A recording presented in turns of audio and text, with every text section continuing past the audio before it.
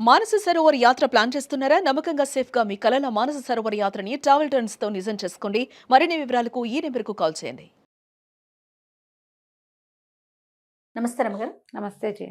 రమ్మగారు, చందమామ కథ ఏదైనా చెప్తారు? జనరల్గా మనం ఒక మాట వింటుంటాం, ఎక్కడైనా దాచినా కూడా డబ్బు వాడి వారసుడికో వాడిది వాడికే దక్కుతుంది. మంది కష్టపడిన సొమ్ము అయితే మంది మనకే వస్తుంది, అంతే. పోయినా సరే మన సొమ్ము అయితే ఎటు పోదు. మందైతే ఇవాళ కాకపోతే రేపు మంది మనకి వెతుక్కుంటూ వస్తుంది. అలాంటి కాన్సెప్ట్ మీద ఎన్ని రకాల కథలు ఉన్నాయో, పంచతంత్రంలో అత్యద్భుతమైన కథలు ఉన్నాయి.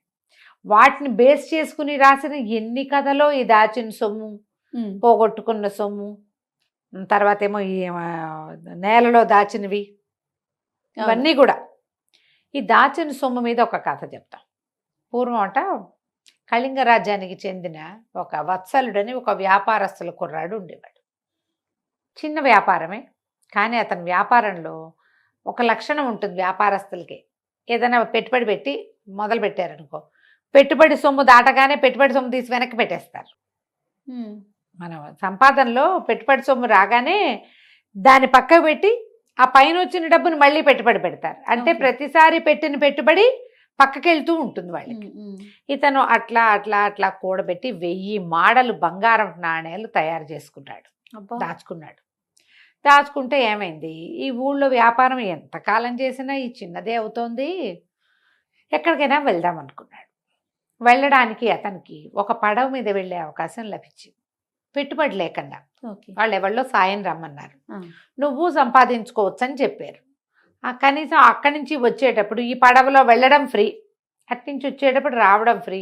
లోకల్ వ్యాపారస్తులకి ఇతను కొంచెం భాషలొచ్చు, దుబాసీగా పనిచేస్తే డబ్బు వస్తుంది. ఎవరైనా సంపాదనే చూసుకోవాలి కదా, అంతేగా. సరే, ఇతను ఏం చేశాడు, ఈ 1000 మాడలు దాచిపెట్టి వెళ్ళాలనుకున్నాడు. బాగా ఆలోచించి ఆ ఊళ్ళో వాతాపి అని ఒక మంచి పేరున్న ప్రఖ్యాతుడైన వ్యాపారస్తుడు ఒక ఆయన ఉన్నాడు.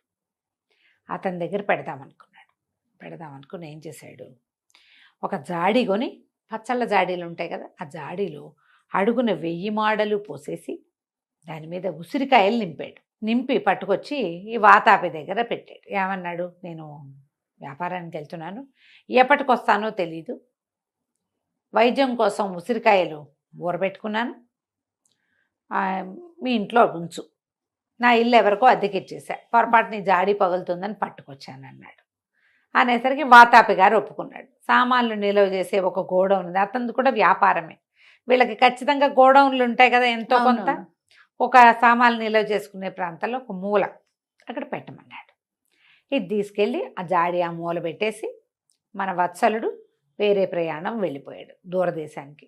ఓ 1-2 ఏళ్లలో రావచ్చు. అప్పట్లో ప్రయాణాలు అలాగే ఉండేవి, సంవత్సరం పట్టేది. మనం ఇప్పుడు ఊహ కూడా రాదు జయ మనకి.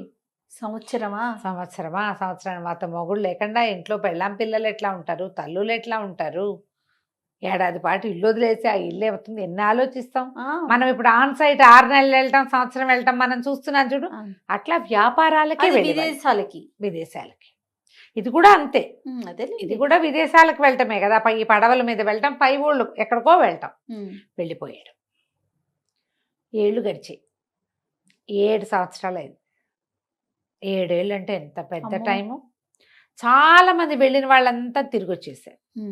అయితే ఈ వత్సలుడింట్లో ఏదో చిన్న శుభకార్యం వచ్చేసరికి, శుభకార్యం అనగానే ఏం చేస్తాం, వ్యాపారస్తుల ఇళ్లలో అయినా మామూలు వాళ్ళ ఇళ్లలో అయినా సున్నాలు వేసుకుంటాం. వీళ్ళు ఏటా సున్నం వేసేవాళ్ళు, కానీ ఎప్పుడు గోడౌన్కి సున్నం వేయలే.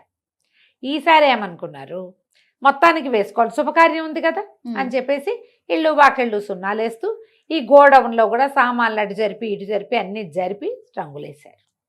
ఈ జరిపే క్రమంలో ఈయనకి తట్టింది, ఈ జాడి ఇక్కడ ఉండిపోయింది మూల, వాడేమో రాలేదు, ఇంకేమొస్తాడు, అదే కదా.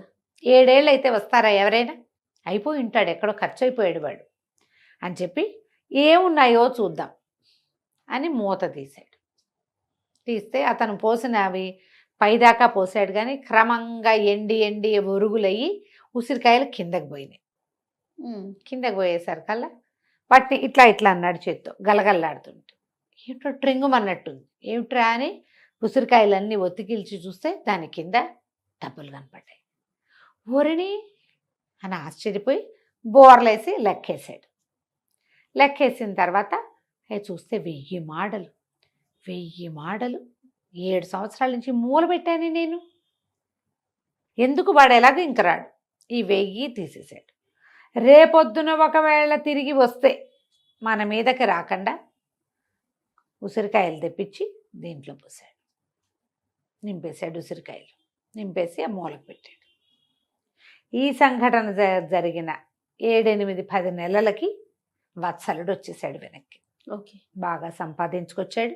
బోల్డంత సరుకు తెచ్చుకున్నాడు. ఉత్సాహంగా వచ్చి తన సొంత డబ్బు ఇక్కడ ఉంది కదా, వత్సలుడి ఇంటికి వచ్చి నా జాడీ అదే మన వాతాపి గారి ఇంటికి వచ్చి జాడీ తీసుకెళ్తా అని అన్నాడు. అట్లాగే నువ్వు ఎక్కడ పెట్టావో అక్కడే ఉంది, తీసుకెళ్ళమన్నాడు. తీసుకెళ్ళమంటే ఈయన జాడీ మోయించుకుని ఇంటి పట్టుకుపోయాడు. సాయంకాలం భోజనాలు అవి అయ్యి పనంతా అయ్యాక జాడీ బోర్లేసాడు. బోర్లేసారు కదా, ఏముంది జాడీలో అన్ని ఉసిరికాయలు ఉన్నాయి. రూపాయి నాణ్యం లేదు. నిర్ఘాంతపోయాడు వత్సలుడు. అక్కడ అవన్నీ అందులో సర్దేసి పరిగెత్తుకుంటూ వెళ్ళాడు వాతాపి దగ్గరికి. నా మాడలేం చేసావు? 1000 మాడలు పోసి పెట్టాను మీ ఇంట్లో అనేసరికి ఆయన అన్నాడు, అవురవురా, నువ్వు మాడలు పోసావో ఏం పోసావో నాకేం తెలుసు, నువ్వు ఏనాడు పెట్టావో ఈనాడు తీసుకెళ్ళావు. దాన్ని తెరిచి చూసిన పాపాన్ని పోలా. నువ్వు ఉసిరికాయల జాడి అని నాకు చెప్పావు ఆ రోజు, ఇప్పుడు మాడలని చెప్తున్నావేంటి?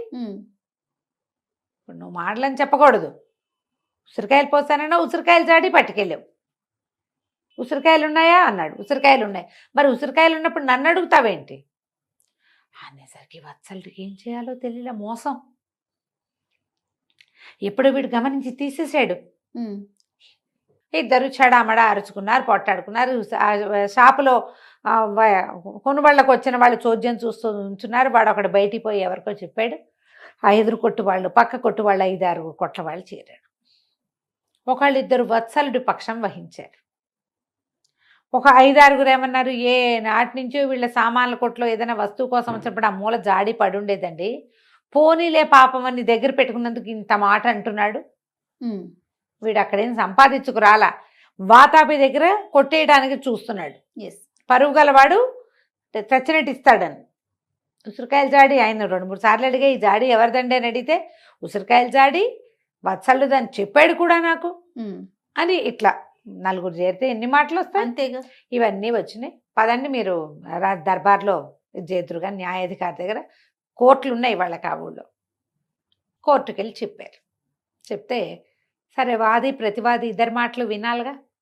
ఇతను ఏం చెప్పాడంటే, నేను 1000 మాడలు సంపాదించుకున్నానండి, తీసుకెళ్ళలేకపోయాను కష్టమని నేను 1000 మాడలు కింద పోసి పైన ఉసిరికాయలు పోసి పట్టుకొచ్చి పెట్టానండి. ఇంటికి పట్టుకెళ్ళాను. 7, 8 సంవత్సరాలు ఇంచుమించుగా అయ్యింది. నేను తీసుకెళ్ళా ఇంటికి.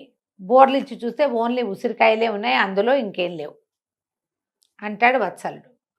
7, 8 ఏళ్ల నాడు వత్సలుడు ఒకనాడు వచ్చి ఉసిరికాయల జాడి ఉంది నీ దగ్గర పెట్టుకుంటానంటే ఒక ప్లేస్ చూపించానంటే, కావాలంటే అడగండి, తను ఎక్కడ పెట్టాడో అక్కడే ఉంది అది.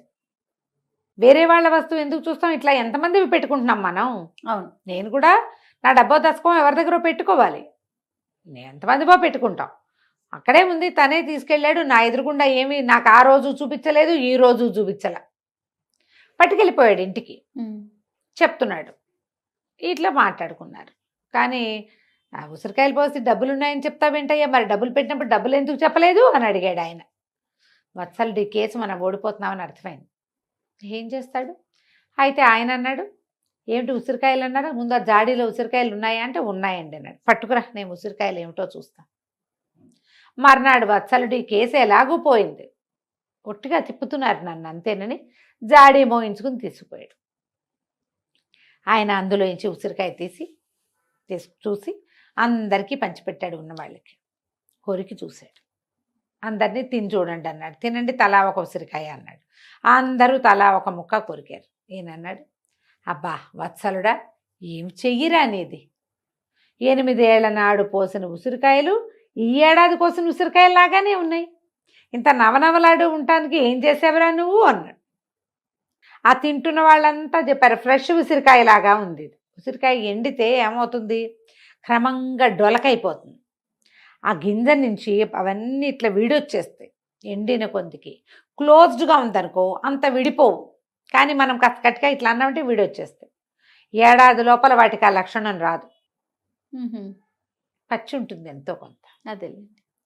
తిన్న వాళ్ళందరూ చెప్పారు ఇవి ఈ ఏడు కోసిన కాయే ఇది. ఈ ఏడు కోసిన కాయ అంటే ఏమైనట్టు? నువ్వు ఫిబ్రవరిలో కోసావు, నవంబర్ డిసెంబర్లకి తీసాం, ఫిబ్రవరిలోనే కదా శివరాత్రికి వస్తాయి ఉసిరికాయలు అవునవునవును. అనేసరికి నిర్ఘాంతపోయాడు. దొరికేశానని తెలిసిపోయింది వాతాపికి. ఆయన కాయ తినటం పూర్తి చేసి అందరికీ ఆరోగ్యం చేకూరింది. ఇవాళకి వత్సలుడికి 1000 మాడలు మర్యాదగా ఇవ్వు. ఇవి 7-8 ఏళ్ల నాడు పోసిన ఉసిరికాయలు కావు, నువ్వు అవి తీసావు. ఆ కాయలన్నీ చితికిపోయి ఉంటాయి నువ్వు బోర్లించేసరికి. ఓకే. అందుకని అవి పారేసి కొత్త కాయలు కొని నింపావు. ఇక్కడ నువ్వు దొరికేసావు, ఇచ్చేసేవి 1000 మాడలు. నోరు గట్టిగా మూసుకుని 1000 మాడలు ఇచ్చారు. ఆ తర్వాత రాజస్థానంలో ఈ తమ సంపదని దాచుకునే అవకాశం బ్యాంక్ ఏర్పాటు చేశారని ప్రతీతి ఈ కథ తర్వాత. ఆహా. కథ కంచికి మనం ఇంటికి. సూపర్. నమస్తే. నమస్తే.